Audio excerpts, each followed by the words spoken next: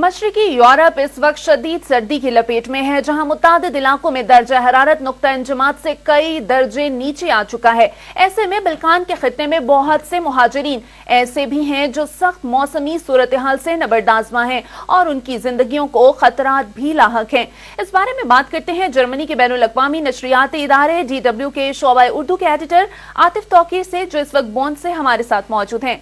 जी Atif, Europe में शदीद सर्दी की वजह से मुहाजिरीन को किन मुश्किलात का सामना है? देखिए, मशरकी यूरोप में कई महाजिर कैंप ऐसे हैं जहां गुंजाइश से ज्यादा महाजरीन हैं और कई मकामात पर महाजरीन ऐसे खैमों में भी मुकीम हैं जो मौसम गर्मा के लिए तो कारआमद थे, मगर इस इंतहाई शदीद सर्दी का मुकाबला इन खैमों के जरिए मुमकिन नहीं है।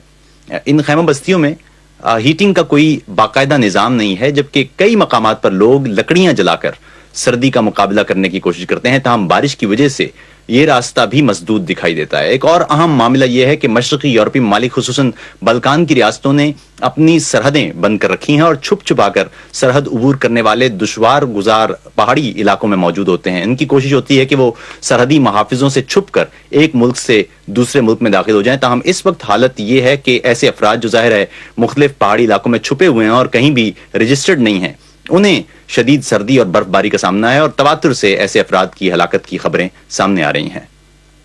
आतिफ, ये भी बताइए कि क्या यूरोपीय हुकूमतें इस सूरत हाल में कोई इक़दामात कर रही हैं कि इंसानी जानों का ज़िया रोका जा सके?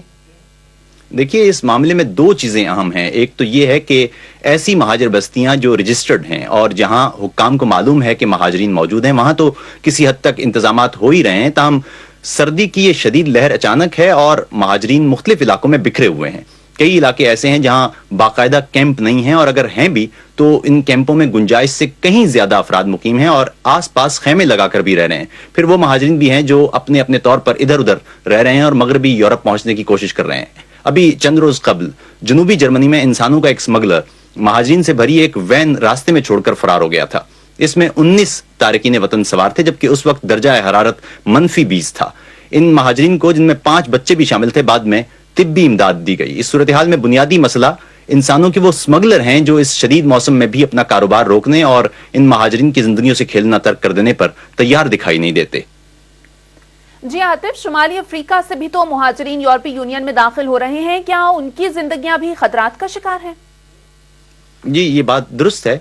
इस शदीद मौसम की वजह से शुमाली अफ्रीका से भी महाजरीन की यूरोपीय यूनियन में दाखिले की कोशिशें किसी हद तक कम तो हुई हैं, ताहम अब भी लीबिया के साहिलों से ज्यादातर रबर की कश्तियों के जरिए बहरा रोम उबूर करने के खतरनाक सफर पर निकलने वाले नजर आ रहे हैं। पिछले बरस इसी रास्ते में समुंदर की मौजों की नजर होने वाले अफराद की तादाद हजारों में रही थी। अब ये कोशिश भी की जा रही है कि किसी तरह लीबिया के साथ भी तुर्की के साथ किए जाने वाले समझौते जैसा कोई मुआहिदा हो जाए ताकि महाजरीन का बहाव और इंसानी जिंदगियों का ज़िया दोनों रोके जा सकें।